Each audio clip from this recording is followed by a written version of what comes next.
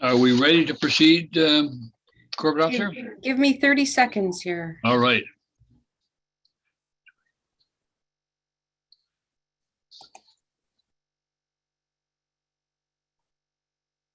Okay, you're live. Okay, thank you. And good afternoon, everybody. This is the Committee of the Whole meeting for the Town of Gibsons for April 19, 2022, being held electronically, and we are proud once again to meet on the traditional territory of the Squamish Nation. We have a very full agenda today, and in order to get through it, we're going to start right away with a resolution to approve the agenda. Would somebody make that, please? Councillor Ladwig, Councillor Kroll, all in favor? Thank you. Now, a resolution to receive all the reports that are on the agenda this afternoon. Councillor Kroll, Councillor Lumley, all in favor? Thank you very much. And we're going to go right into it with the RCMP update. And today we do not have Sergeant Newman, but we've got Mr. Attaway. And I hope I'm pronouncing that right. I'm sure that somebody will tell me if I'm not. So Corporal Philip Attaway. Corporal, are you with us? Mayor Beamish, I don't see him on the Zoom link yet. Okay. He I may know be he the indicated by email that he would be joining us. yeah, he may be the phone number because the RCMP don't use Zoom. Okay. Or they can't use Zoom on their office equipment. So he may be the phone number in the attendees. The phone number is an 886 number. Oh, here we go. Here he is. I'll just move him over. Okay, thank you. The phone number is Donna. Donna.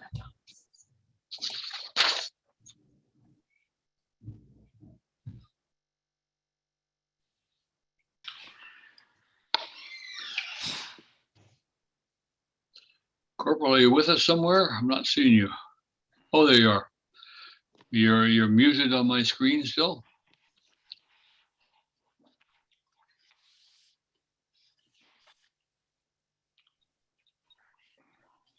And you're now unmuted. There you are. Good. Thank you. And welcome. Oh, there we go.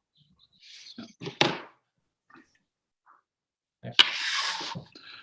We can see you, Corporal, and we have in front of us the material that was forwarded, and in terms of the stats, and I really appreciate it's much more detailed information that we've received more recently.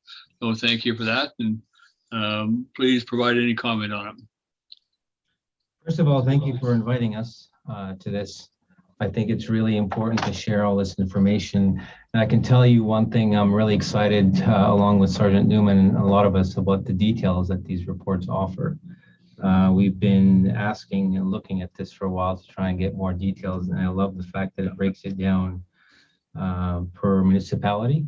Yeah. And I don't have in front of me Q3 to compare, but I can certainly talk about Q4 for 2021. And as you can see, it talks about violent crimes and property crime and other offenses. And other offenses, they can include anything between drugs, fraud, tech crimes that fall under that category. Now, put my glasses on. As far as persons violent crime for the Sunshine Coast overall occurrences, we did see a decrease of 4.72%. As far as property crime, there was an increase to 266, which gives us a 7.26% to be exact increase in property crime. And the related other offenses are up by 27%. For that quarter. I'd like to comment about the breakdown in municipalities. It gives us a better picture of where the town of Gibsons and or Seashell and what have you. The breakdown for the Sunshine Coast check well-being occurrences is unfortunately up by 11.96%, even though it's not a surprise, considering the involvement with a lot of our community partners and our police officers, encouraging them to reach out and to get the community more involved in reporting anything that would be of concern from a mental well-being perspective. So it's not a surprise for us that, along with mental health related offenses as well. And it all really boils down to engagement and the support that we're seeing overall from the community. I do see there was a slight improvement as far as assaults on the Sunshine Coast. It's down by 2.22%. And then the other thing of interest is the theft from vehicle, property crime, theft from vehicle, that is sadly up from, when you compare it to 2020 fourth quarter to 2021 fourth, is up by 61.29%. And that is something that we have to look into and look at different ways to combat that. And that goes the same for break and enters, whether it be residential and or businesses. We've sadly seen an increase in that, whether it's the business or residents. And the other one is going to be mischief. Mischief to property is actually, there's a good thing to report here, which is it's down by 12.50%. Now, the other category that we are interested in, we look at as well as the motor vehicle incidents or collisions. And when you look at the overall from 2020 to 2021, there is an increase. And obviously there's a number of factors that contribute to that. So we are aware. And with that, I'm also excited in the fact that we're, when we're talking about traffic, we're introducing Speed Watch, reintroducing, my apologies. It was present a few years ago, but Speed Watch is coming into the picture here on the coast. So we're excited and looking forward to that. And as far as the stats that are before me, this is what I have to share, and I'm open to any questions that I can elaborate on.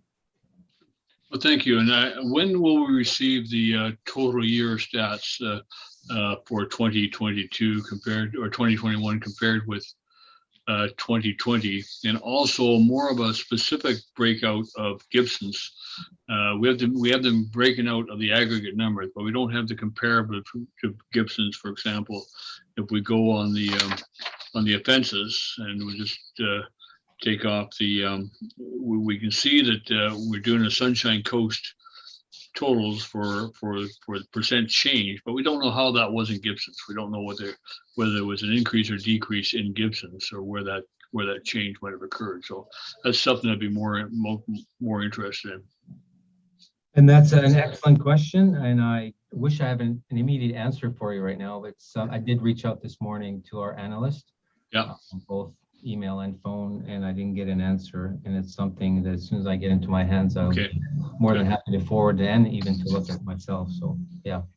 Well, it's much better data than we've received in in the recent past, and I think we can work on the details. So go to Councilor D'Andrade, then Councilor Kroll. Couldn't agree more. Mayor. I think what will be useful as well, at least the way I'm thinking, is to understand, because the most numbers keep growing, but do they grow according to population growth, or it's independent on population growth? So I think this is very important, because I would like to know if 10 years ago, for example, or 5 years ago, it's just proportionally. So if we reduce the population, the crimes will be, in the same proportion, or we have been escalating. So it's not only a matter of population growth, but I think it will be useful, because you can see some trends and perhaps understand some issues involved with this. So I mean, it's great to see, but like Mayor Beam said, because it's just the number, a single out, just compared with last year, it gives some understanding. But I mean, I would like to understand, 5-year trend, even 10-year trend, if Yeah. it was possible. As much, excellent point, as much as I would love to bring in my brother, who's the mathematician and who likes statistics, it would be, it's an excellent point to make that you make as far as population versus crime. And I'm very interested in that as well. I'd like to look into that. It does make sense. I do concur. Rise in the population, rise in crime, and or the way that we deal with crime. So it lends itself to different ways to look at how we deal with crime with the increase in the population. So you make a very good point. Councilor Kroll? Thank you, Mayor Beamish, and thank you for the report. The Speed Watch program, can you elaborate slightly on how that works? Because I know from the last report we were informed that the sort of highway patrol units that normally come over from another area to service this area aren't going to be available to us anymore. So I'm assuming this is an attempt to sort of cover that shortfall. And how will the Speed Watch work? I'm just going to turn up the volume.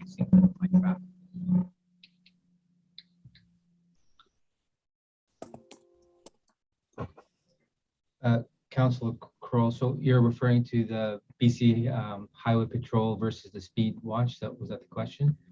Well, I'm assuming that if you could just elaborate on how the Speed Watch works. Is it just where the radar screen is sort of up the side of the road and it says, you're going 82 kilometers an hour as opposed to the posted speed limit? I brought something I want to share with you guys, and I will talk more about it. There's a reason why we printed this. Okay. So, Okay. again, I will touch on that only because I'm really excited about this program. So the two of them, they're two different items. The BC Highway Patrol unit that comes here, and I don't know if it's once every month or every 2 months. I can get back to you with the exact timeline. What they do is enforcement, may it be whether it's driver's license or insurance. They're more of they have a allotted time where they come here and they park along the highway and they do their enforcement.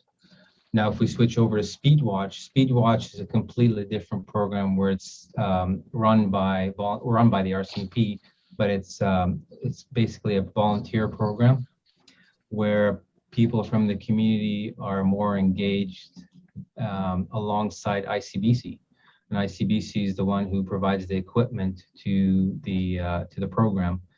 And many years ago, don't quote me on what year it was, but we had this going on the Sunshine Coast, where we had volunteers go around with the speed tags, with the speed radar, and with that big screen. I'm not sure if you guys have seen them before, where they simply set up an area. We'll take, for example, Cedar Grove Elementary along the road, where they set up with the laser, and it shows the speed and it promotes awareness.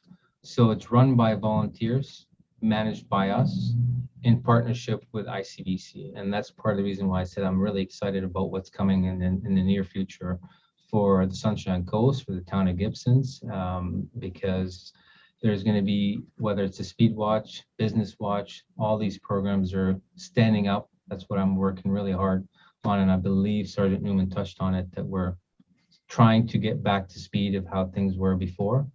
But back to your question, there are two different items. One is the BC Highway Patrol coming to do proactive enforcement. Speed Watch is more volunteers to engage the community and tell them, this is your speed, we're aware, slow down. It's more active. Great, thank you. It was on School Road before, right? Right in front of the Gibsons Elementary, yeah. I could barely hear you, my apologies. Yeah, I can barely hear you, Councilor Lumley. I was on School Road before. Yes, it was on School Road at one point too. Yeah, Right yeah, in front of Gibsons Elementary. yeah. Moved around a bit though. You're right. Cedar Grove is the same group that we're doing it. Yeah. Yeah. Yeah. So we're hoping, again, I want to get them as active as possible as soon as we set up. And the program training is supposed to happen April 29th. So that's the goal. As soon as the training happens and the security clearance, we'll stand up the program, and we're excited. Also going to have put it out on the media that Speedwatch is up and running. So Good, excellent, good, thank you. Well, thank you, Corporal, for your presentation. We look forward to refining the stats, improving the stats over time. I'm going to ask if Tracy, could you send a copy of this to our Police Advisory Committee? The 3 pages of statistics we got today, just for the information. I'd appreciate if you would do that. And Councilor Ladwig, I see your hand. I'm sure you can see me. Thanks. Yeah, I just want to say thank you for this report. It is very well done. Just along the same lines as Councillor D'Andrade, not only would it be interesting to see these this data on a per capita basis for trend setting, but also relative to other communities. Like when I look at this now, I don't know the population of Sechelt offhand, but I think they're about twice the size of ours. Yeah. And so it's looking like we're kind of at par with Sechelt these days, if I'm not mistaken. So it would be interesting to also have it from a per capita basis to do that comparison across other communities. I agree. I'm looking forward to that as well, and looking forward to sharing it. And we can certainly talk about it again. Yeah, thank you very much. Thank you for having me. Thank you. And thank you very much, Corporal, for coming. And our regards to everybody down there. We appreciate the work you do and the work you do in our community. So thank you. Thank you for your support. Thank you. Yeah. Okay, our next report this afternoon is from the Gibson and District Volunteer Fire Department, prepared by Chief Michael. Chief, thank you. Welcome. Thank you, and thank you for the opportunity to present to you today. I get to start off with some really good news here, and Chris Fashion has been offered the full-time position of Fire Prevention Officer effective March 7th. Chris started as a volunteer with the fire department in 2016 and was hired as fire inspector in 2019. He's been acting in the fire prevention role since early 2020 and has been a solid member of the department from the first day he joined. We really look forward to working with Chris in his new role. Good. The fire department currently has a total of 43 members. This includes 3 new recruits that joined in late December. 1 recruit joined with previous experience and has already begun responding to calls. A number of members have left the department since the last quarter for a variety of reasons, but most have indicated issues related with the COVID-19 pandemic as the final push towards resignation. The focus of training for this quarter was skill maintenance drills for the NFPA 1001 program, emergency vehicle operation, including pumping, and wildfire preparedness.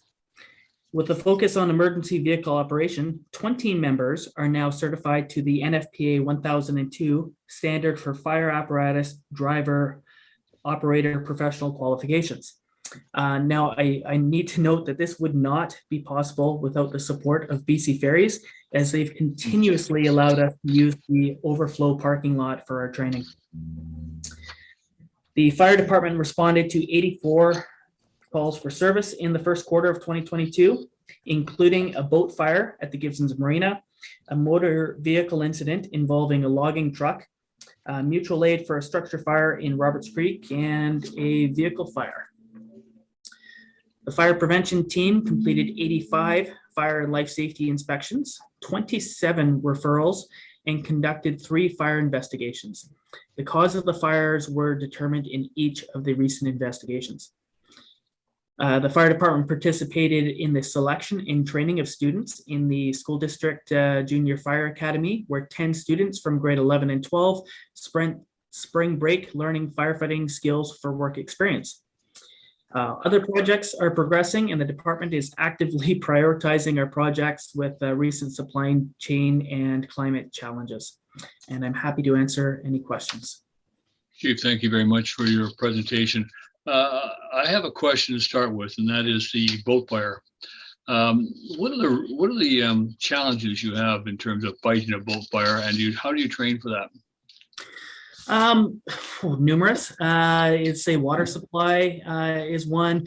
Proximity to other boats is another. The dangers of having firefighters doing operations on a dock, things like that. I should note that we've had some tremendous support from all of the marinas and docks in the area, in particular the Gibsons Landing Harbor Authority, where they have put on a marina firefighting course in recent past. And we try to do that, I'd say about a 3-year cycle. And we try to do at least a scenario a year to get proficient here. So we were fortunate. This fire was small. It was kind of buttoned up into the structure, so it didn't spread very quickly. But we also had some really helpful bystanders who were able to get some of the other boats away. So this did not turn into a larger uncontrolled event. Do you have access to the marina, full access to the marina for those, or do you rely on somebody being that down there to open the gates for you? I'll tell you, I can get in anywhere. Sometimes we'll cause a little bit more damage than we'd like. Yeah. But we do have some sets of keys and things like that. But we can gain access for sure. Good. Okay. Thank you. Council, other questions, comments? Council Ladwig first, then Council Kroll. Thank you again for your report. They're always so good, so detailed. I was wondering if you could elaborate a little bit on your comment there regarding staff turnover or volunteer turnover because of COVID. Is that because they've left the coast, or is it concern about health risks? Like, could you elaborate a bit? Yeah, given that these were personal decisions, I don't want to elaborate too much, but I'd say there was some apprehension and some health concerns for many when the pandemic started. We were a little bit more relaxed on our attendance requirements for a short period of time, where we understood if people weren't going to be coming to practices and call-outs. And as this progressed and there were other safety measures and vaccinations and masking and personal protective equipment that was made available, we did start to enforce our attendance requirements again. And for some, that time away was an opportunity to reflect and or find other priorities in their lives and things like that. So, I mean, it wasn't necessarily a mass exodus by any means or really unfortunate circumstances, but we have had some who have said, hey, this it's not going to work for me moving forward, and this is one of the contributing factors. Okay, thank you for that. I was just mostly concerned about whether or not it was financial reasons because of impact to small businesses and people having had to move as a result, but if it's just not just, but if it's for personal health reasons. And I understand that kind of fizzling of energy almost that happens with organizations where none of us getting together has just kind of created this lull. So I could see how that maybe has impacted a lot of organizations. So yeah, okay. I would suggest that it is multifaceted, right? And I think we're very fortunate it wasn't a lot of those items that you did suggest would be quite upsetting to hear about. We've done our best to support our members through the pandemic, but yeah, there's some people in the community are really hard done by the challenges that they faced in small business owners, and we're very understanding of that, and we're glad that it didn't affect our membership too drastically. Right. Okay. Thank you very much. Thank you. Councilor Kroll, then Councilor Dean-Dredd. Thank you, Mayor Beamish. And this is a question, I guess, both to Chief Michael and staff. In the last report, we had the lease for the Henry Road facility came up, and I see it's in your report again. So I'm just wondering how this lease negotiation is progressing. So I have a good answer for that. I had quite the concerned phone call from the town corporate officer saying, what are we doing? Where is this going? So I said, well, I'm glad I caught your attention because this is within your wheelhouse. So where the progress of this is I have started drafting up some documentation with purchasing and risk management at the SCRD. We had met recently and reviewed what I had put together and said, you know what, maybe this isn't the right format. Let's kind of relook at this, revisit this. So it is in very much a first draft form.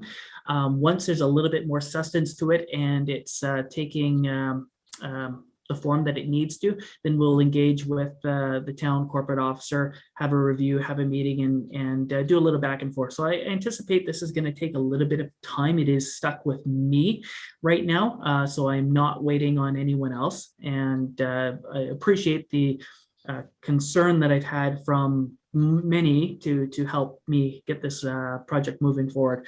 And I felt nothing but support, but I've got a little bit of work to do before I'm ready to present it further. Councillor Kroll? Just follow up to that. The other thing, and I'm assuming the Gibsons department was involved in it because is the junior program that has been carried out on the coast. It's it looked like a great project. I know pre-COVID there was some talk of trying to organize a junior responder program period in other areas, not only the fire department but also in first aid, working with the paramedics. So it was really good to see the program. Yeah, what I can say about that is that the school district had this idea and started reaching out to local fire departments to kind of really spearhead the program. You know, being predominantly volunteer for most of our fire departments out here, co-management is quite difficult. And, you know, finding time to get everybody together and be part of the decision-making process is not generally easy. And what we had seen is the Sechelt Fire Department had really taken the lead on this. And we did our best to support them, recognizing that we could have done more and want to do more. You know, and also recognizing that there was very few students from Gibsons Elementary who were involved as well. Although it was a school district-wide program, we're hopeful that we can lend some more support to this program in the future if it continues, and if we can advocate for our local region a bit more as well. So I think a good start, and recognizing the significant efforts that both the school district and the Sechelt Fire Department had to take to get this off the ground. Thank you. Councillor D'Andrade. Thank you. Thank you, Chief. As Councillor Ledwig said, I really enjoy your reports. It's good to know. Two things. One, it's something that the town of Gibsons is doing recently. Every time we have a new employee, you know, they come to the meetings just to show their faces. And as you introduce a new member, I thought, oh, it would be nice to see their face, right? Yeah, and many people watch the video after, so the community start recognizing the people right there. So this is one. And then the second question is, with the increasing fires in the province, and you know, given the landscape we are facing, the short term and medium and long term, is there a conversation in increasing? Well, I heard conversations at the province level to increase funding, but in the area of wildfires. But is there any, and fires in particular, is there any like an effort or negotiation that or request to increase? Because it's not only also fire increasing, but you know, more difficult, you know, in our communities, housing and other issues that maybe will decrease availability of volunteers. Okay, I will do my best to address these here. So first and foremost, with Fire Prevention Officer Chris Fashion, I'd be happy to do a formal introduction at another committee meeting if that is the wishes. I know that Chris is very well known in the community. He is out doing inspections all the time and has a fantastic working relationship with those in the town, and he's very well liked and respected, and I get feedback to that all the time. So as far as introductions go, we've made sure that Chris has been involved with meeting people in the right places here in the community. And as I said, he's right out there, but I'd be happy to introduce him to council.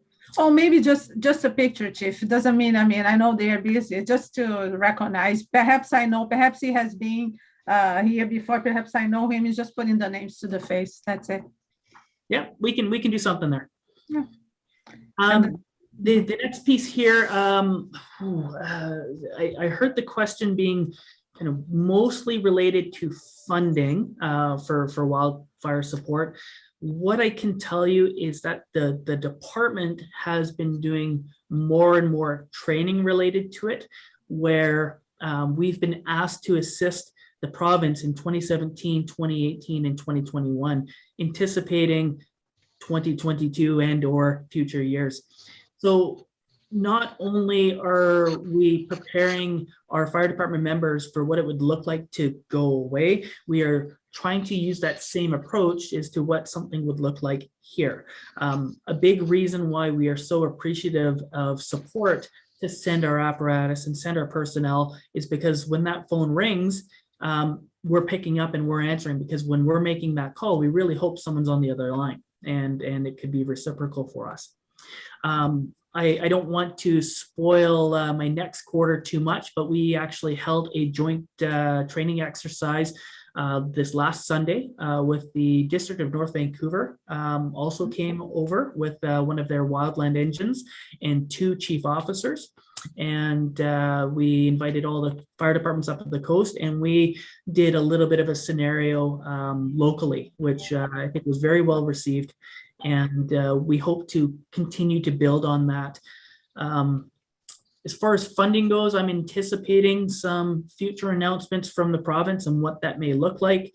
I'm not quite sure at this time, but what I can tell you is these requests are brought forward to town and the regional district, and we have received support from council and the board in our request for funding for wildfire preparedness. And an example of that is last budget, we had asked for, I believe it to be $35,000 worth of wildfire personal equipment to help enhance our capabilities. And I believe that was a pretty quick discussion and decision on that request item.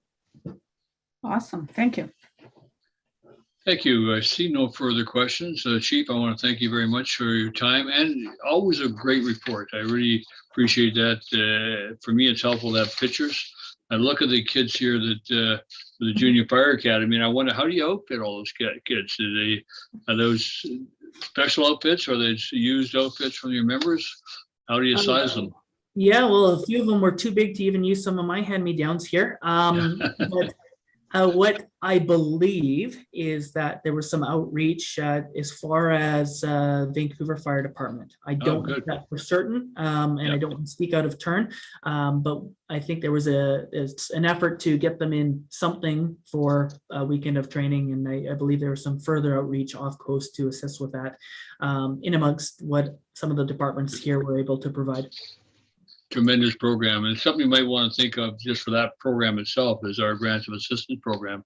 If you ever need to, part of that's directed towards youth, and if you ever needed to have additional funding for that, that'd be an excellent program to look at. Okay. Good. Well, thank you, and thank you again for your time and for the members and for all you do for our community. Thank you. Thank you. Okay, and speaking of grants of assistance, we will go next into item 3.4 with the Director of Finance and the 22 round 1 intake for grants of assistance. And as usual, we have a lot of applications to consider. So Director of Finance, let you introduce us, please. Thank you, Mr. Mayor. If I may, though, I do have item 3.3 is my quarterly report. Can I go to that briefly? Oh, I'm sorry. I'm sorry. You're right. I jumped. Yes, because that's what I have in my hand, as a matter of fact. So please present your quarterly report. Thank you. Great. Thank you so much. I'll keep it brief. I mean, you have a really full agenda today, like you mentioned. So, and much of the work in Q1 for finance has been working with council as we're working through the budget process. So you're quite familiar with that part of it. The second big focus for finance is the year-end financials, the audit and preparation of the financial statements. And so both the results of this work, the budget related and tax bylaws, as well as the financial statements and the audit report, that's in this evening meeting. So you'll see the results from that later on today. On my report, I'll just highlight that the new reserve balances are now on page 4. Those are the final numbers for the year. Page 5 and 6, I just wanted to give you an update on the COVID related funding that is available. And so Q1, as of March 31st, the town has paid out just over $37,000 in operational expenses relating to COVID items. The bulk of that is IT related, so virtual connectivity, like we are continuing to have these remote meetings, and then also we have cleaning and operating costs as well. On the same topic, council has authorized the expenditure of just over almost $20,000 to support the library. And you've also just authorized the continuation of the COVID community grant. And so we've just started advertising that. $20,000 has been made available this year. And so I expect to receive some of those applications shortly. So again, just wanted to keep it quite brief, knowing we have a couple of really big items coming up. So if you have any questions, I'd be happy to answer those. Thank you. Oh, thank you very much. And it's good to see the numbers as of December 31st on the reserve funds, good and balanced. I know we're spending that money as we go into 2022, but it's good to see that we had healthy reserves. So I'll go to council. Does council have any questions? I've not seen any questions.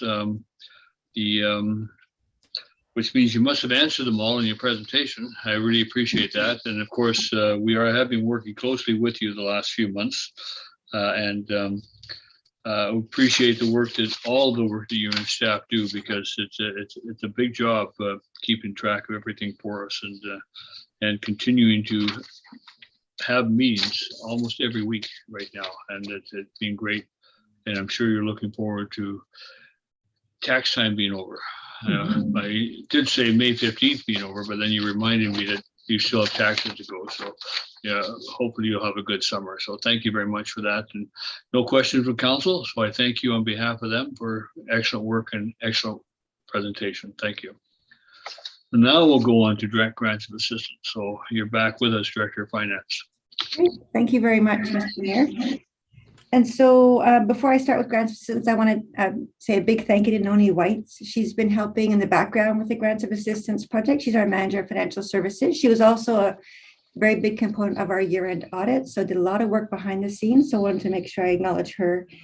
She did a lot of work prepping the information, working with the grant of assistance applicants, making sure that council has the information needed for committee's discussion today. So big thank you to Noni for that. And so we're at round 1 for grants of assistance program, this year's program. The report, I just highlight the policy parameters on pages 1 and 2, just to give you an easy access for that and a reminder of some of the key policy items. And so round 1, we've got 11 applications for grant funding. The total request is $15,500, and that's showing it itemized on page 2 of the report. Page 3, I just want to go through some of the bit of the detail behind those, and then I'll pass it over to committee for discussion and any questions. And so in addition to the listing we have on page 2, of course, you'll notice the big package contained all of the the individual applications, as well as a listing of historical grant funding that's been provided to a variety of applicants. Let's see.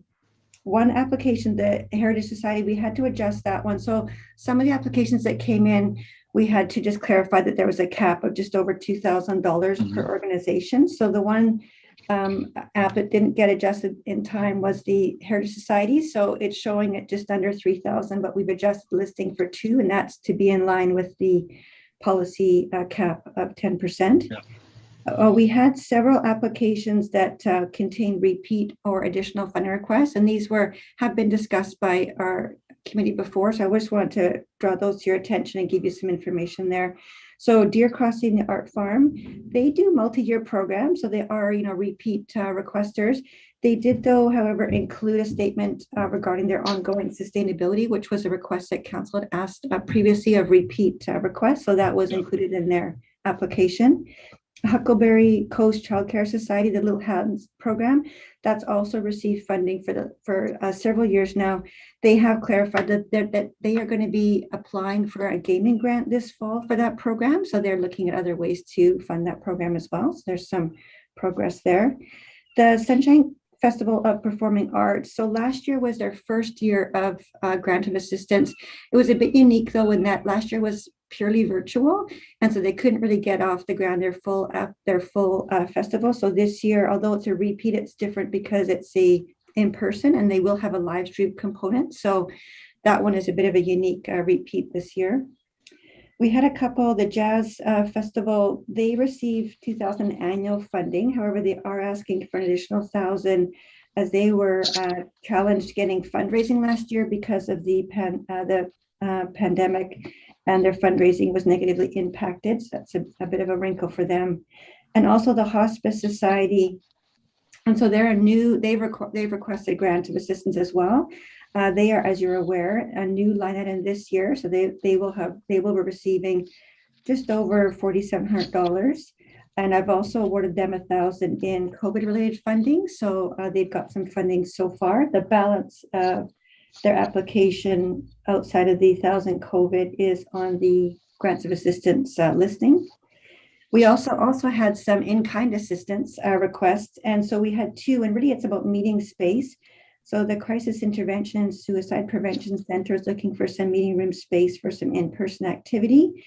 And the Sunshine Coast Writers and Editors Society is also looking for a venue to exhibit some art contest entries, a reading, as well as a reception banquet. And those ones are really difficult for a committee to commit to at this time because it really depends on the timing and what's available. So I know in the past, I believe the committee, when it gets to in-kind requests, it's basically if it's available at the time, but at this point, there's no details on when and how long and what specific. So it's a challenging one to have the committee make a decision on at this point. Part of this also, I wanted to staff review the applications to see if any of the applications would qualify under the COVID community grant. And that way would take a bit of pressure off of the grants of assistance. And we did have 4 in there. So Deer Crossing the Art Farm, they originally requested 1,500. The program, I felt it met the community grant criteria. So I was able to award 1,000 there. So the remaining funding left under the grants of assistance is $500. The Hospice Society, as mentioned, reviewed them as well. And their program, I was able to award $1,000 under the COVID grant. So they only have 1,000 left. I have an additional request. And 2 items that were awarded, they requested 1,000 and were awarded 1,000, so their applications aren't included here, is the Crisis Intervention and Suicide Prevention Center BC, as well as St. Bart's. They have the food bank program. And so those awards were made, and that again took some pressure off the grants of assistance round 1. And so normally this time, the round 1 council in the past has awarded about 3/4 of the total grant amount funding available, and that's roughly $15,000.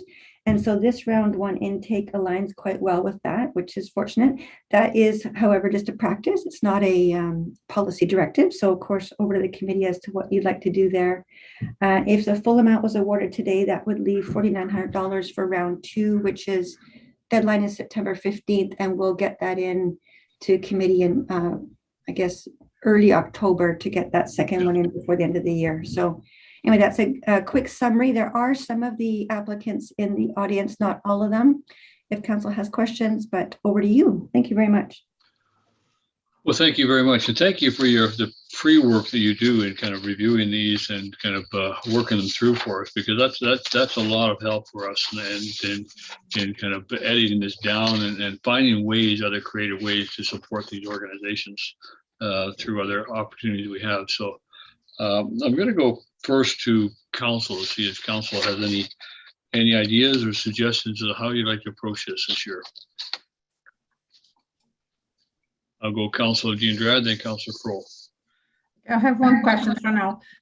So I wonder, the Gibson's Land Heritage Society, they applied for 2.9, almost 3,000. And I understand that for this grant, it's 2,000, but I wonder if the 990, we could tell them to apply under the COVID grant, because, you know, they suffer a lot. They had to be closed for all this time, and they do an incredible service in the community. They were not really able to fundraise appropriately.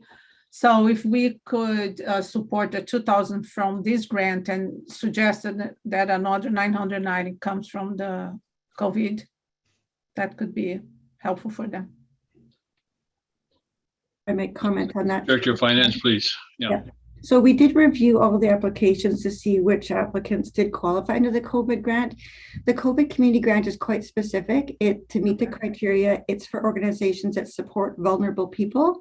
And so the theater, unfortunately, doesn't qualify under that. I also looked at other ways if, could they apply now and then part in round 2, but the cap is 2,000 per year for organizations. So we really do try and look at all the different places we can fund before we do make an adjustment there. So thanks for the question, though. Thank you. Yeah. Councillor Kroll, I believe your hand was up. Thank you, Mayor Beamish. And I was just going to sort of echo your comments. I remember the first year we on council dealing with grants of assistance and wading through the material was an absolute nightmare. And I just want to commend the Director of Finance and her staff for, it just makes it all so much easier to deal with.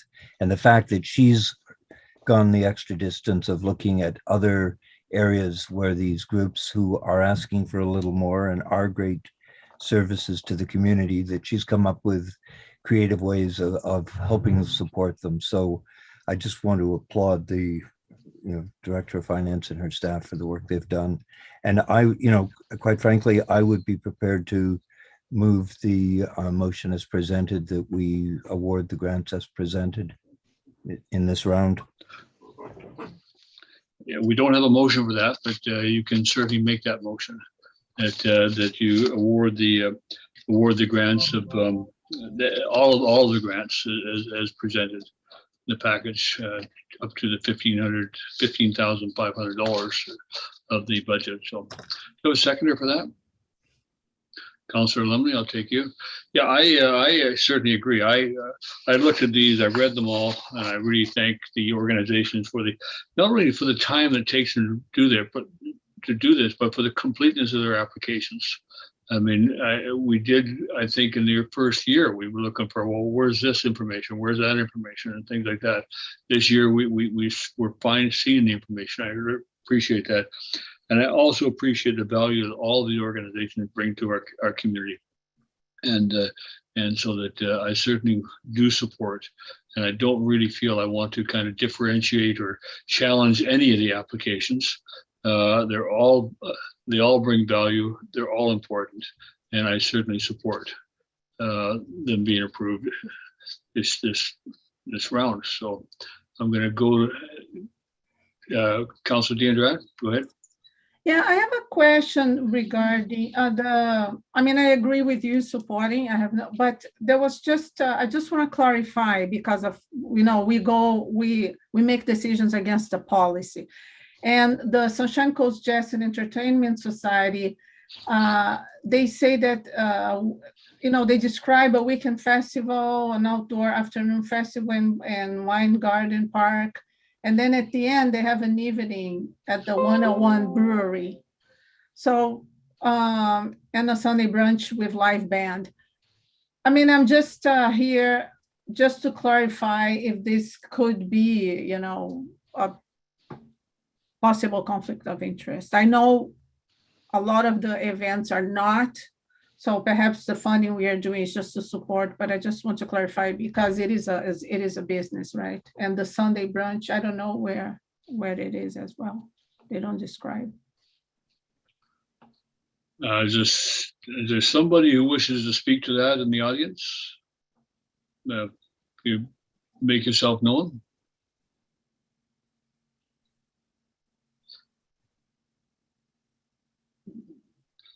Thank you, Mr. Mayor. I can see that Linda Williams has her hand up. Tracy, if you could move Linda Williams over, please.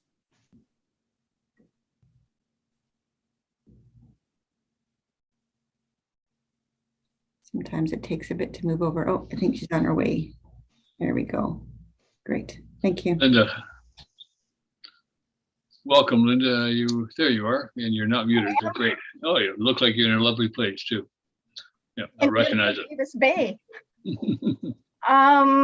Yes, your question was about venues. We use local venues. The Sunday brunch will be at the public market. And our Friday night concert is at St. Bart's Church. As with everybody else, with COVID, everything depends on the regulations and if they're open. So anytime we sign those kind of contracts, and we're doing the live show in Weingarten Park as free this year. So it's wide open for people to have lots of space. And the same with going for 101, because instead of having the Legion or something that's a closed in space, 101 has managed to still be open during COVID if things change, if they have to get shut down because they do have the outside venue. Do you have other questions? Yeah, Councilor Jean. Thank you. Do they support the Sunshine Coast, your group? Do they give us support when you go and play there specifically? Do they provide some funding or some support? They let us use the venue for free. They usually take a percentage of whoever the band is that's coming in. But because we pay for the band, we have to bring in tents and we pay for the sound system and all of that kind of thing. They don't charge us anything. So I'm just a little bit confused because I think this event, so we go, I understand the event for like in the market is open to the community and other public places, but in the 101, the group goes there and still has to pay because they would be profiting from the event, unless I don't understand. Okay, Councillor Lumley might have an answer. Yeah, I think I've given to the Jazz Festival, donated every year that it's on, and I've had bands play in Smitty's before, like earlier, way earlier on. They just need venues. It doesn't. Venue. You just have to have a venue to be able to let people come in and listen to people perform, I think. And they don't charge for that, Councilor Dindra. As Linda's saying, they donate the venue. Mm-hmm. Oh, no, I know. I was expecting that since the venue will benefit, they would make some donations towards the well, they do. The band and things. They do. They like, for us, it was I removed like 4 tables to be able to have a band in there, and then they take their own money, but then the venue gets the profit from people being in there. And at the same time, you can't have a jazz festival without some sort of like, atmosphere. Like you can't just have these people performing on a street corner. Oh, no, I agree. So it actually, it's a pretty good. I think it's a pretty good plan. It seems to work. So. Okay. I'm just hoping that the commercial business at Benefit would provide some financial support to the festival. Okay. Yeah, it's basically what it is. It's an opportunity cost that they're giving them. It's lost, right? So. And we don't have to pay for that venue. They donate the venue for the return they get in their customers that come in there. And they'll come back after the jazz festival, after they've had a good experience at their venue. Whereas other places like the church or the Heritage or something like that, we pay them the cost for the venue. Okay. Thank you. Okay, we have a motion on the table, and the motion is to support all the applicants to the level of support that's been indicated in the agenda package. I'm seeing no further questions, so I'll call the question. All in favor? Thank you very much. That's been approved. And Linda, yours has been approved as well. Thank you very much, everyone, and I hope you can come out to the festival. And as far as the fundraising part, yes, all of the arts have suffered that way. And we're starting right off the next following weekend. The Brubeck brothers are trying to have a gig here. And now that we can go into venues, we're hoping that'll happen in July, and we'll start on our fundraising again for the future. Thank you very much, everyone. That's great. Thank you. And to all of the other people who came and with the chance that they might be asked to speak to their proposal, thank you for coming. Thank you for your proposal. And we wish you well with your projects this year. Thank you very much. Okay, that moves us on. Boy, that just took a big chunk out of our agenda. I know. That's great. So now we'll go on to 3.5. I think I've got that right. Somebody will tell me if I don't. 3.5, we go to Kirsten Defoe, and this is the development variance permit application at 356 Skyline Drive. Kirsten, welcome. Thank you, Mayor. I will go ahead and share my screen. Yeah.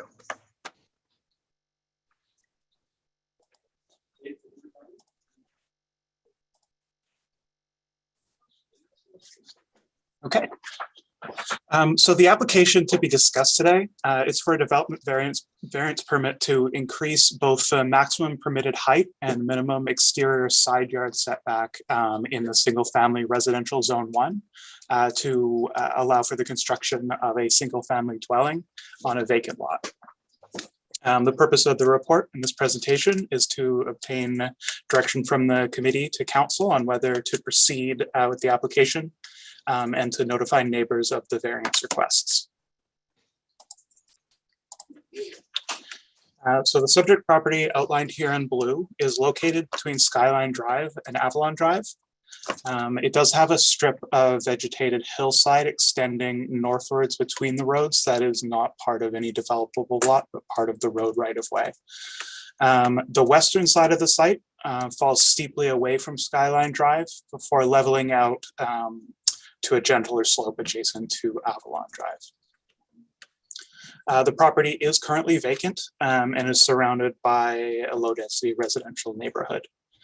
I do note that the property does have 2 addresses due to a withdrawn development proposal that was made by previous property owners, so not the applicants for the proposal we're discussing today. The proposal being discussed will only need 1 address, and the applicants will need to request from the SCRD to remove the unnecessary extra address. For clarity, the report refers to the property as 356 Skyline Drive. So the footprint of the proposed home within the lot line setbacks can be seen here. As described in the staff report, the applicants are proposing a new 3-story dwelling accessed by bridged driveway from Skyline Drive. The design helps to reduce the need for disruptive excavation and to meet the applicant's needs for usable, more level yard, as well as to provide accessibility conscious entry on Skyline with an elevator between all 3 floors.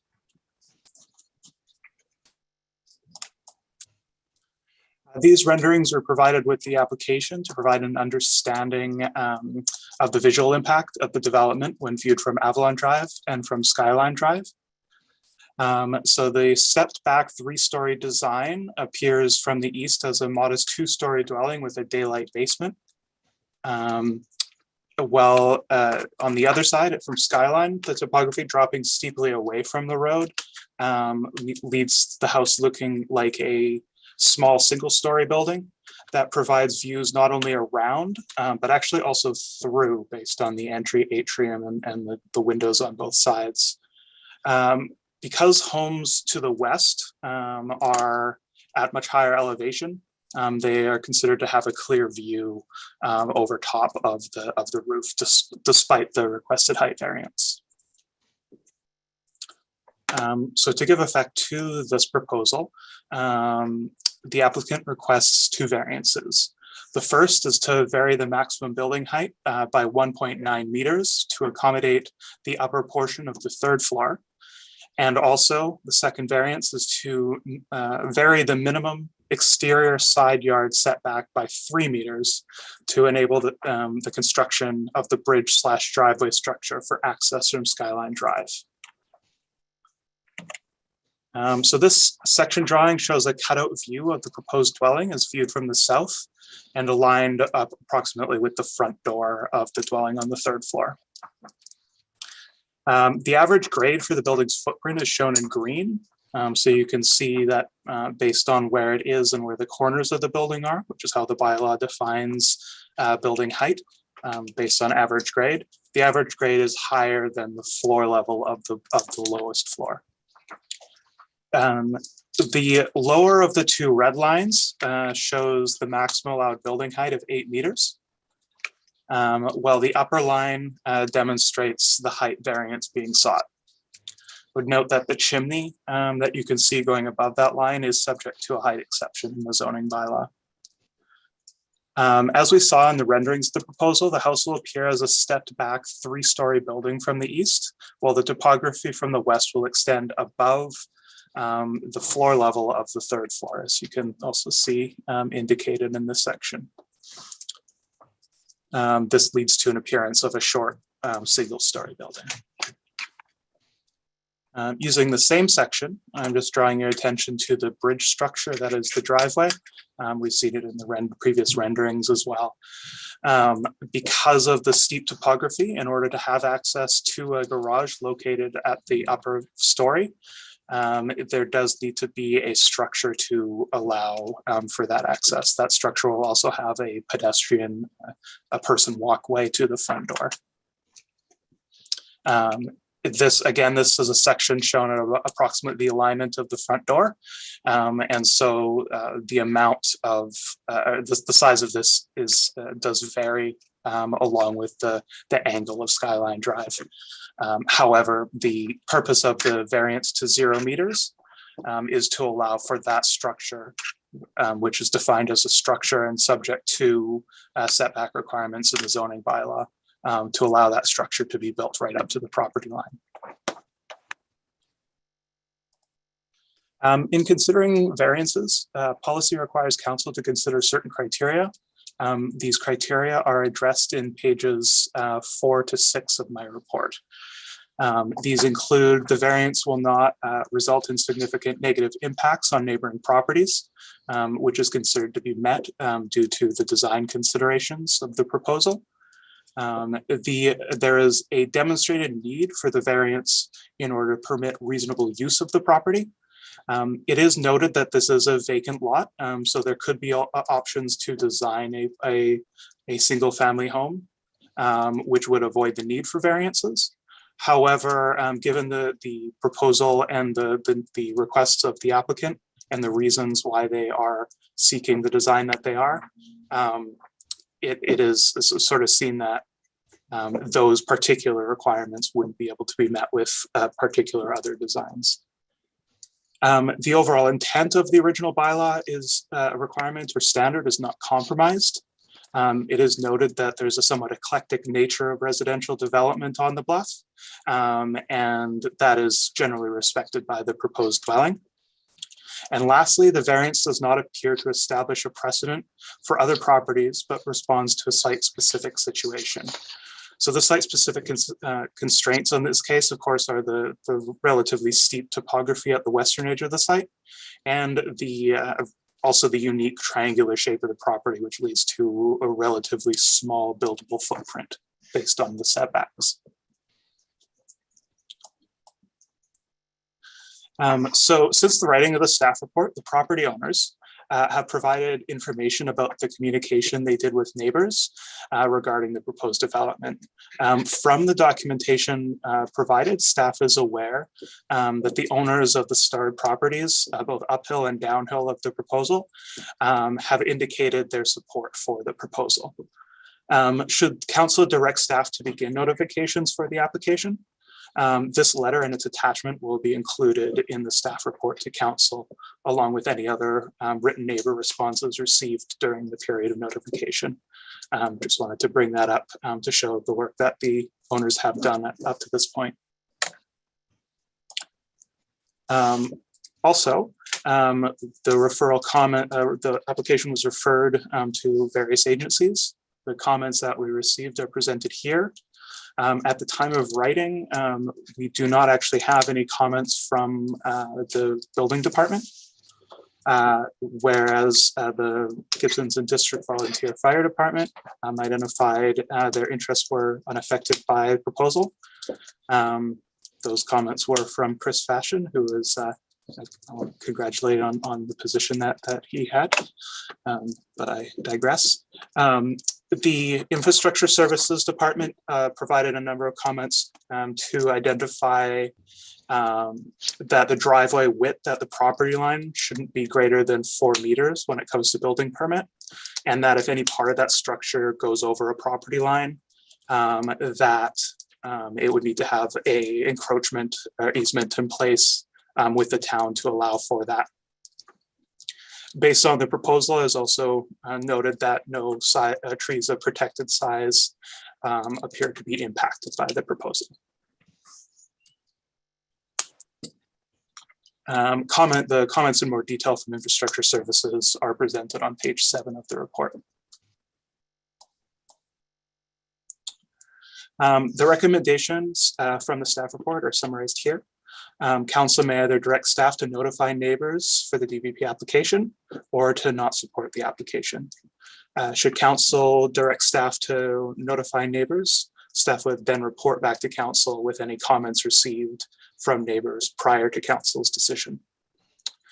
I have also included that the recommendations as presented in the staff report be forwarded to tonight's council meeting. So thank you for your time, and I will turn the floor back over to the committee for discussion. Thank you. Thank you, Kirsten. Appreciate your presentation. Before we go into discussion, I note that we have, it appears that Patricia Kelly and Tim Kelly are in the audience, and I wonder if either one of them would like to speak to their proposal, which is presented to us as a single family dwelling.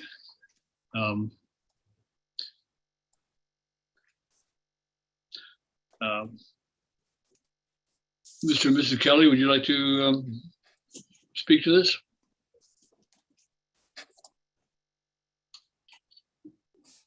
Mayor Beamish, Patricia's on her way over. Thank you.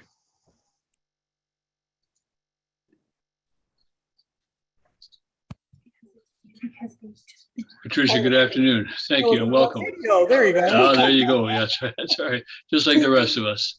Yeah, I'm always concerned when our staff are asked to present your interest. I'd like you to hear your interest from yourself as well. So then what you're proposing here, it's a single family dwelling.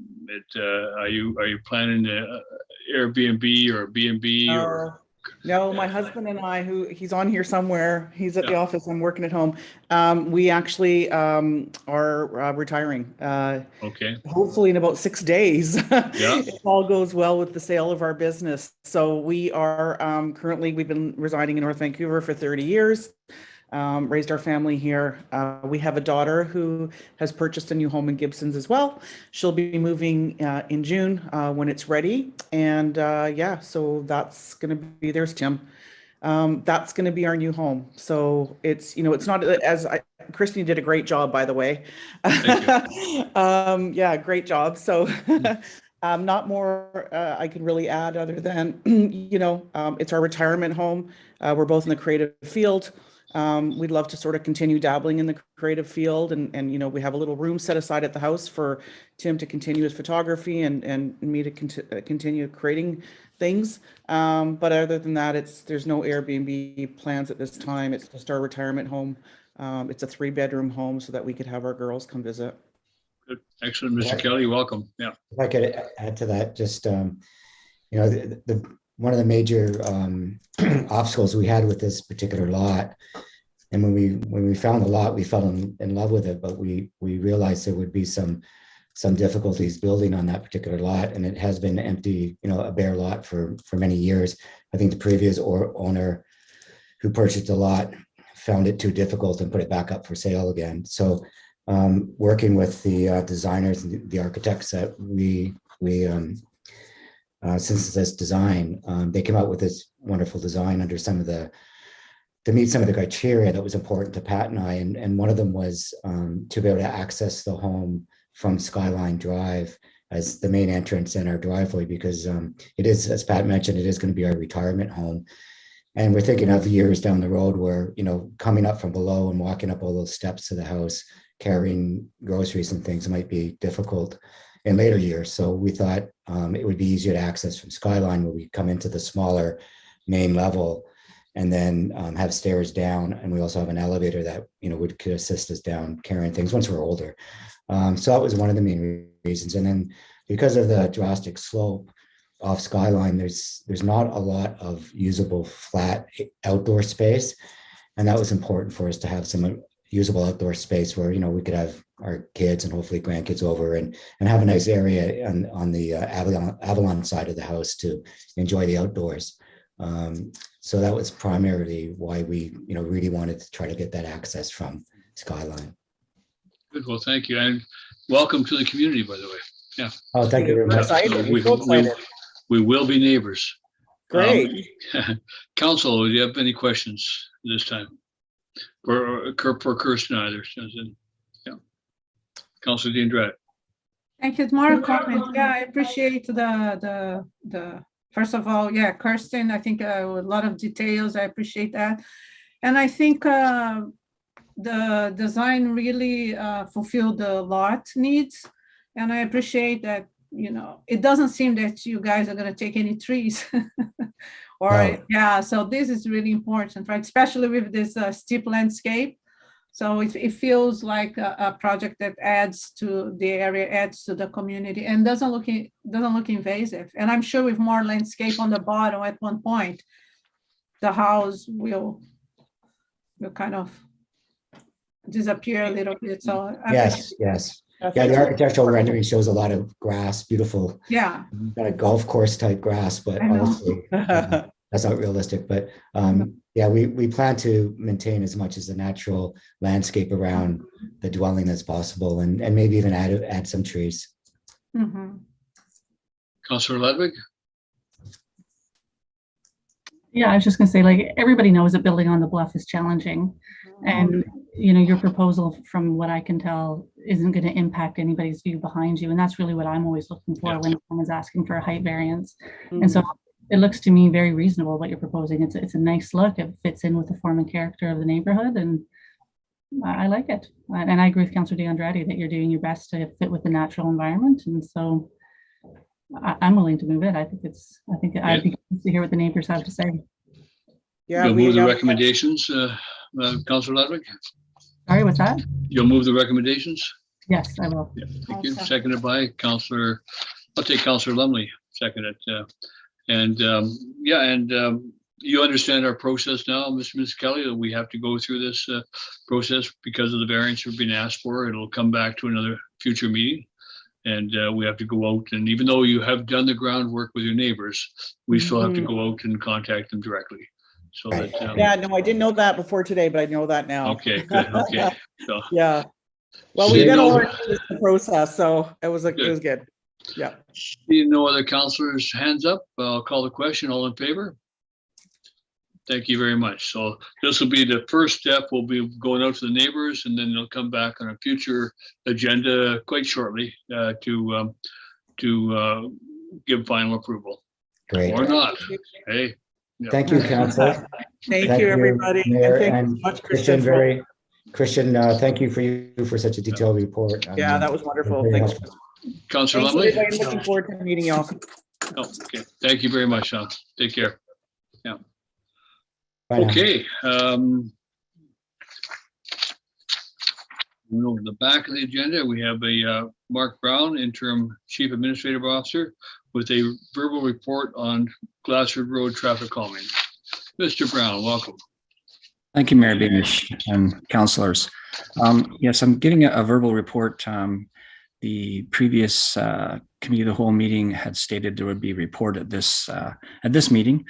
Given the staffing situation, we don't have a written report for you this afternoon, but I have been working with Mr. Machado and Urban Systems on looking at the reports that were done, by the Director of Infrastructure Services, as well as the numerous items of correspondence and interest from the residents on the street and in neighboring streets. Mr. Machado and I did meet with Urban Systems last week, looked at different options for traffic calming. And now that the Director of Planning is back, we're going to consult with her and look at both kind of our short-term and immediate and long-term solutions to traffic calming before we can provide an informed recommendation to council on the reopening of the road or not, as well as what a cross-section of the road would look like. I'd be pleased to answer any questions that I can at this time. Yeah, and I guess my concern is just echoing that of what we hear from the community. We need to move on with it, and I appreciate the challenges, the frustrations on it, and I wonder if at least we can move forward with some kind of a minimal action, like change the speed limit. I mean, the speed limit's been asked for a change for many years now, and reduce it to 30 kilometers an hour, as has been requested repeatedly. And that in itself is a traffic calming event. And I can. The other thing I'd like to do is in the process of deliberation you're having with the staff and Urban Systems. And Urban Systems will remember this. When we did Franklin Road, we did it as an event on the road. We met with residents. And talked about what they wanted for their road and how they felt their road should be changed and improved. The first proposal that we had for Franklin Road looked very much like Glassford does today. It was a kind of long, straight a landing strip of road, which was very inviting to traffic. And would not have slowed anything down. And that through a process of meeting with the residents, understanding what they wanted, how they wanted it, we talked about where those parking pockets should be located, what kind of a sidewalk should be built there, how the landscaping should be done. But we did that in direct consultation and interaction with residents on the street. And I think we need to do that. I think we need to involve them much more directly and meet with them. And I appreciate we're all council all aware of the staffing challenge that we have right now, and that's something that we can't overcome simply by taking up more time of you guys. But we need to just have more time then into doing it. So I would certainly like to entertain an idea of the speed limit. I feel that is something that we could do through there. I mean, the simple suggestions of a three-way stop, speed limit, and some pinch points, I think are useful to consider. But I'm reluctant, obviously, to want to jump in and do staff's work for them and direct staff on how to do it. So. But I do feel that there are some things we could do fairly directly and to get things done. But whatever we do should come as a result of a consultation and conversation with the community on the street. So that's important. I see Councilor Lumley and Councilor Ladwig. Yeah, I think it's a good thing that Mark's coming back. Is there an echo here? No, it's okay. No, you're good. Yeah. Okay. Because I think it was like the project started out as how do we make the street safe for residents, and then it's morphed into this massive, like biking lanes paved with gold, and all the residents are going, well, hold on here, what's happening? Like it just became this colossal challenge of thousands of ideas. So if we just went back to saying, yeah, I agree with the mayor, like, how can we make the street safe? And what do you think those people think of how we're going to make the street safe? And then go ahead and do it. So that's just my thought on the whole matter. It became too complicated. So anyway. Councillor Ladwig? Yeah, I agree with you, Mayor, about meeting with the residents on the street. I think that's a good approach.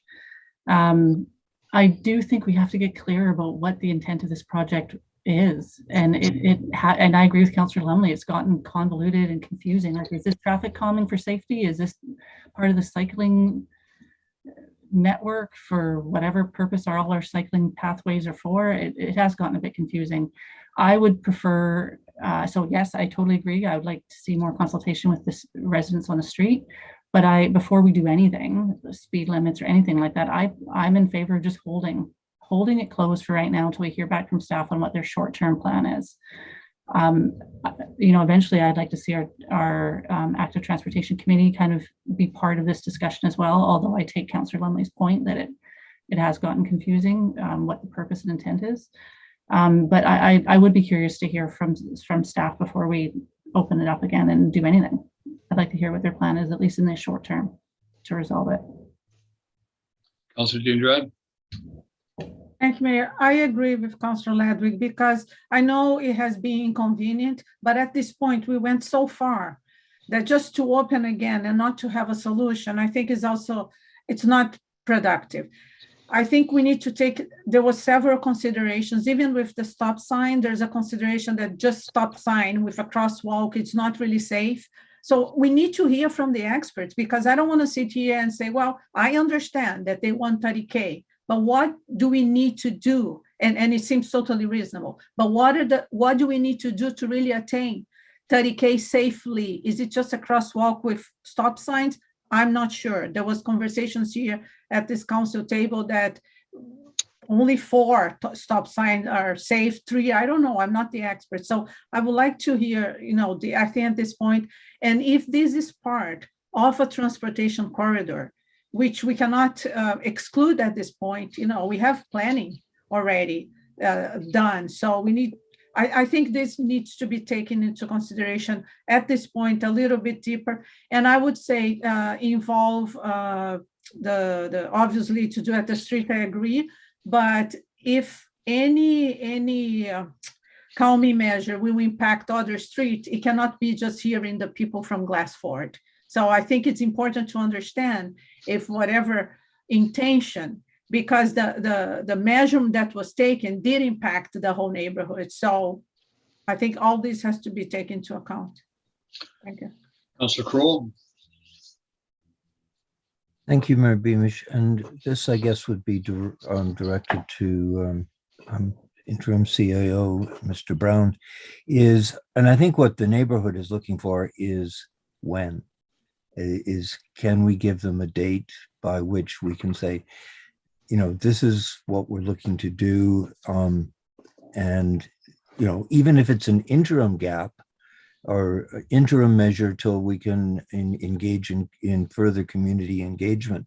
But I think because it has dragged on, it has gone, I believe, a little past the original date for the closure timeline, when we might be able to just get back to the community. And I know we've had staffing issues and one thing and another, but, I think part of the problem is people are just getting anxious of when.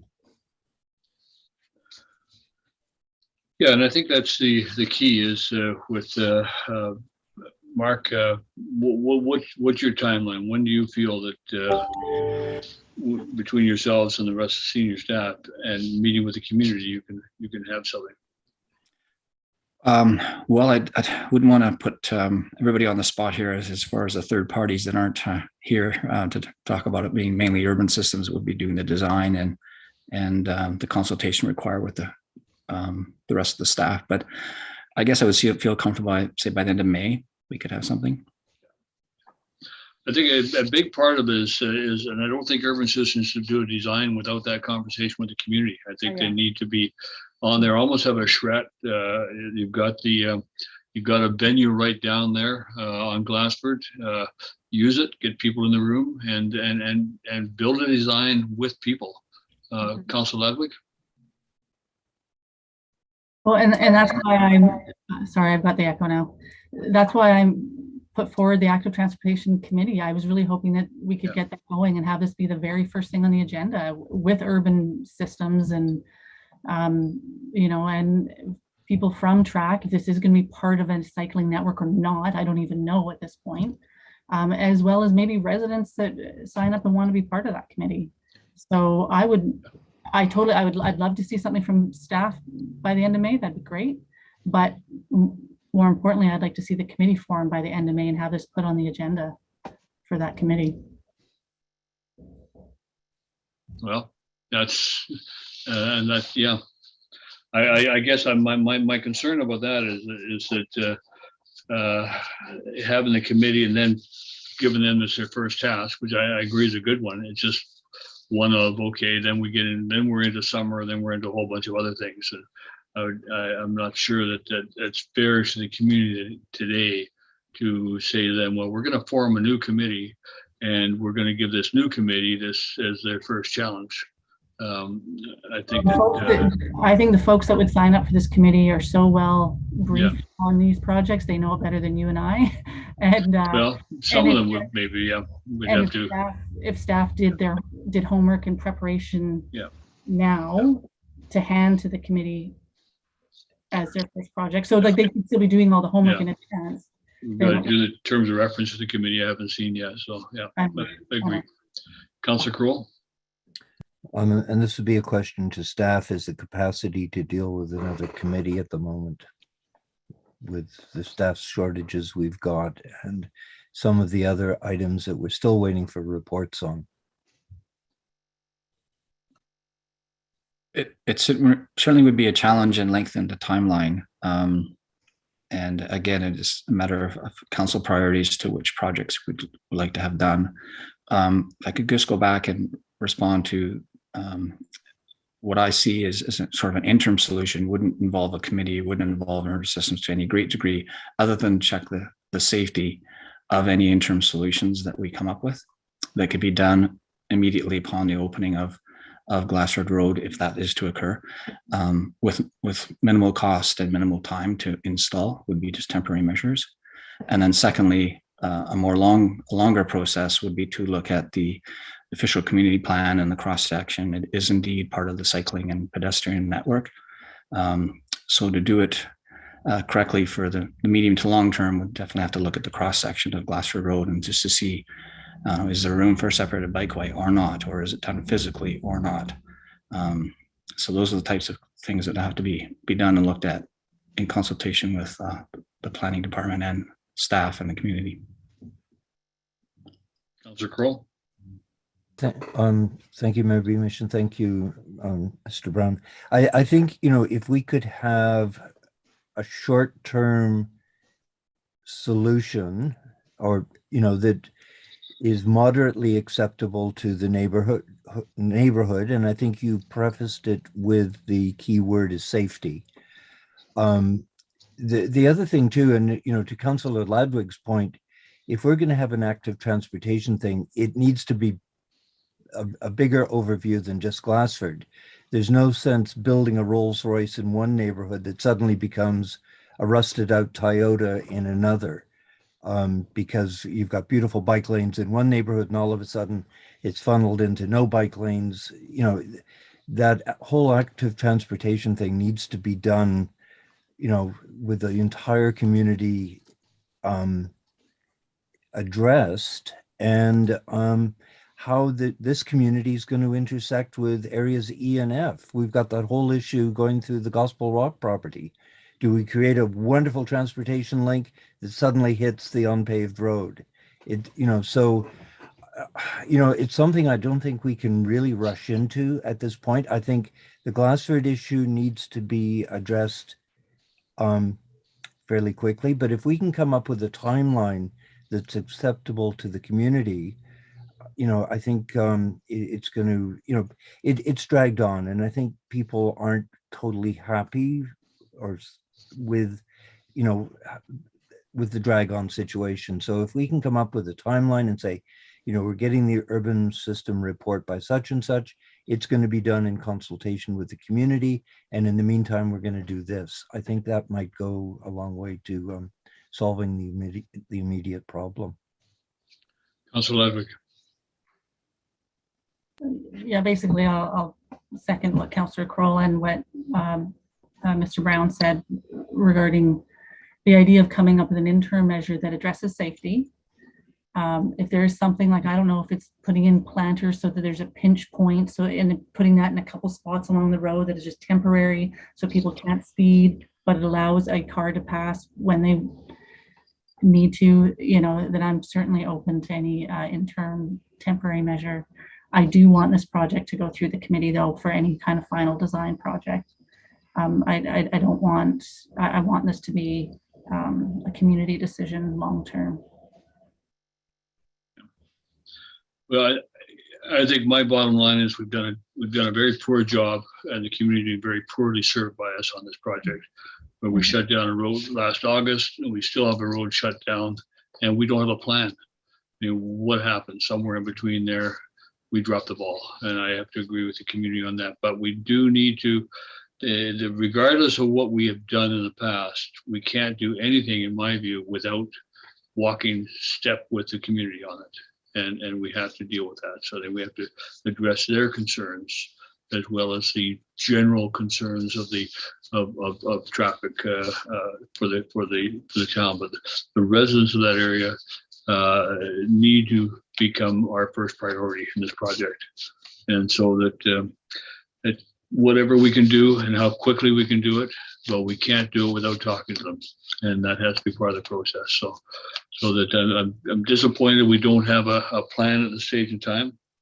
And I hear that we're not going to have a plan for a while yet, but it has to stay on the drawing board. So getting urban system involved, Glenn Skirhan, if he's involved, he did Franklin Road. He'll recall what we did on Franklin Road and how we dealt with the public in that process. And the community would recall that as well. So yeah. Let's move on and let's get a plan together. Councilor Ladrick, go ahead.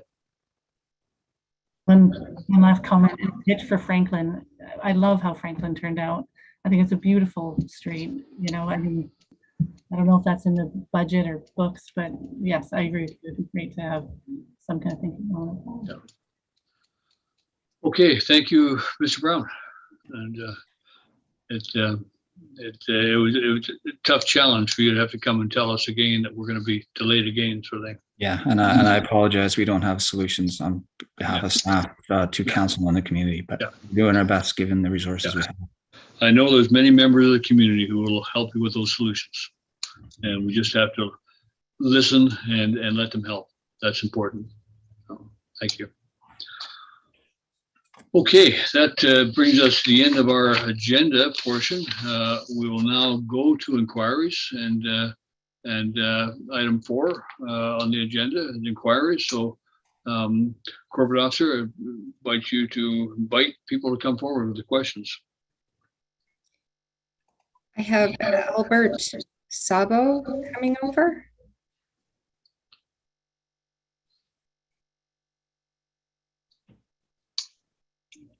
Mr. Zabo, welcome. You're still muted on my screen. Hey, can you hear me now? Got you now, yep. Awesome. Hey, how is everyone doing? We're doing well, thank you. Good. I popped the video on. There we go. Hey, I'm a resident on Glassford, so I just thought I'd chime in just about the street situation. And yeah, I have 4 kids on the street, and they just all have big kind of friend groups in the area.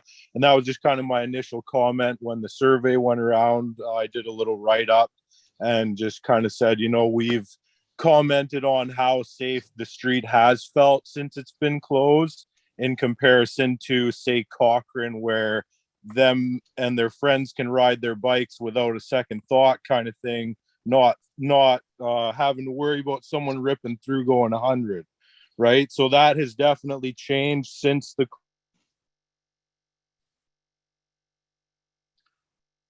You're frozen there, Mr. Devil. And then I think about reopening it shortly after, and I had a chat with them, and their main concern was emergency access to residents at the very end, especially on Maplewood, because now there's no quick way to get to that end of the road. And my thought was, well, maybe if we just paved Dogwood, then you would have an access point halfway down Glassford, because then you can get through there with an ambulance or whatever you need if it was coming from that side. And then my afterthought too was, well, I guess the ambulance don't even come that way, but that's neither here nor there. So I just wanted to kind of present those thoughts and just say that it has been really nice for us since it's been closed down, and we would like to see the blockades just kept the way they are. And I mean, if there's something that we can do to appease kind of the needs of what the wants are for it being reopened, right? Whether it being the access point, like I think it's fine having just Gower Point to get through to Lower Gibsons. But that being said, the Dogwood being paved then leads on to, well, maybe you got to pave up there, and you guys have been touching on all that. So I really appreciate the thoughts on approaching the community about it. I think there's lots of families here that would be actively wanting to come up with a solution that we all agreed upon. So I do agree with, I believe, sorry, I'm just gonna have to look at the names here. Councillor Lumley's point at the beginning, where it has become a little bit kind of complicated with, I don't think we should jump into putting bike lanes and things like Franklin, though Franklin is great. I think that, simpler solutions are probably going to work. So there it is. Mr. Zabo, thank you. And I look forward to you participating with with our staff and the engineer and the committee when the committee gets going. But I appreciate your stepping forward this afternoon. Thank you. Thank you so much. And thanks for hearing me. Thank you.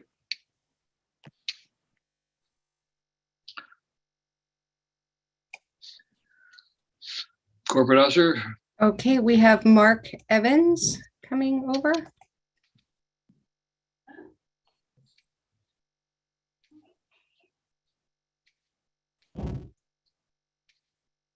Mr. Evans, welcome. Your Worship, Council, thank you very much for the opportunity to speak.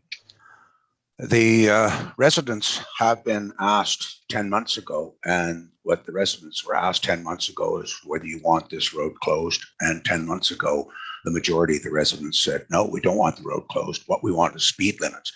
88% of the people said speed limits. Now we've got a serious safety issue. And not only does the bylaw create a safety situation in limiting the size of roads and how wide they should be and how short they should be and the number of residents, we have far exceeded that safety requirement. Any delay continues to restrict emergency vehicles access and egress, which has been created in the installation of these barriers. And nothing else has been asked for except for install speed limits and install stop signs. That has been asked for the last 25 years. And I don't see why that can't be another part of our trial. While we're waiting and consultation to build another Franklin Road or whatever the case may be, take the barricades out, allow emergency vehicle access, put some stop signs up, maybe a couple of traffic humps. I know that they're not welcomed by emergency vehicle access, but it certainly will slow. Now, I know you've probably read some of my letters, and I haven't said this lightly because I've done my research with respect to what the BC government recommends and what the Transportation Association of Canada recommends and our own bylaws recommend as far as installation of stop signs. They are not good for traffic calming, but they are good for traffic control. And if you install 3 stop signs down Glassford Road, that will restrict the want of people to go down that road. You have consulted the community 3 times. You have received a petition that reflects the majority of the residents of the area. And yet we have another standby. We're going to again go to the people.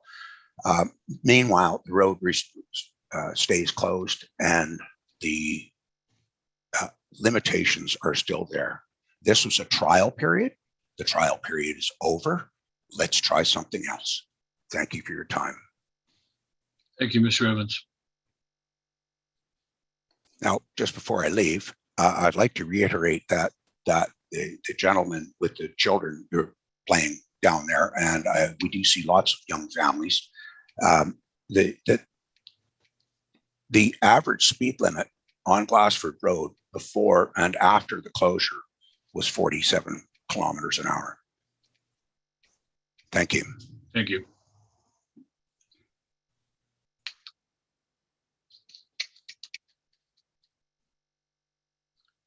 Corporate Officer. Next, we have Denise Dombrowski.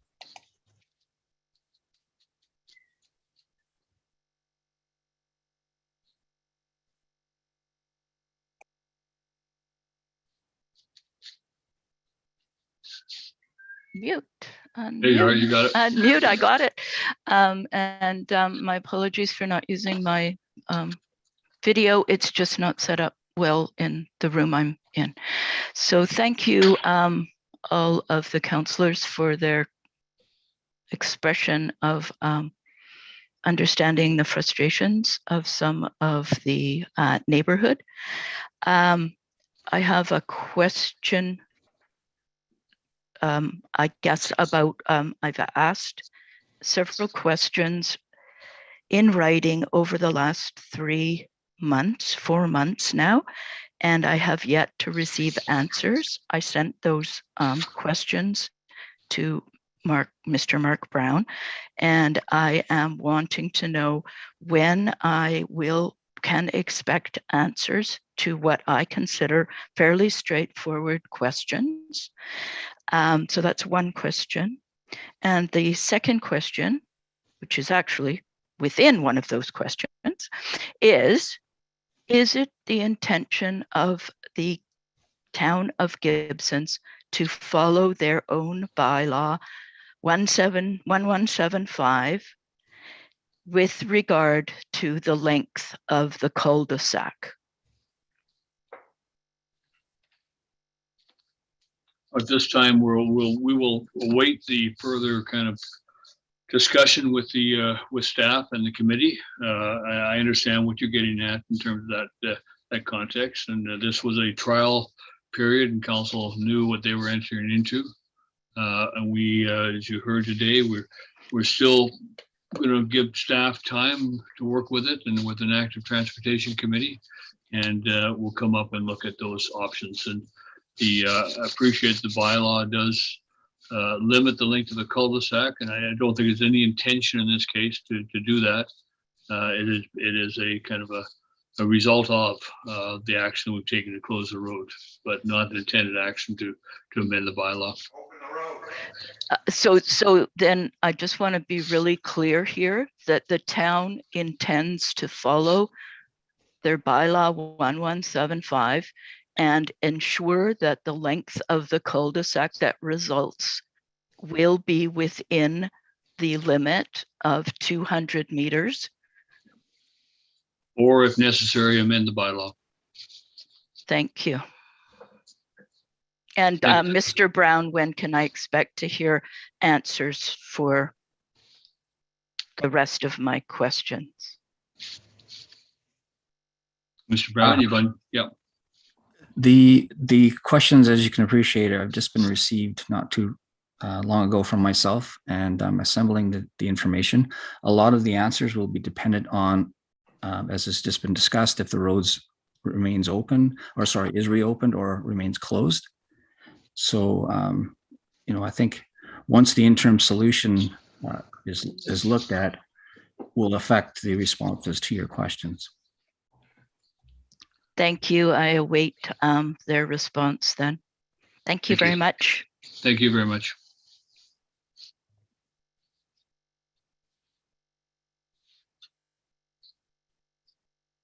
I think we have time for one more question this afternoon, if anybody has one. There are no more questions, Mr. Mayor. Okay, thank you. And we'll thank everybody for your patience with us. This is a challenge for council as well as for the community, maybe less so since we don't live on that road.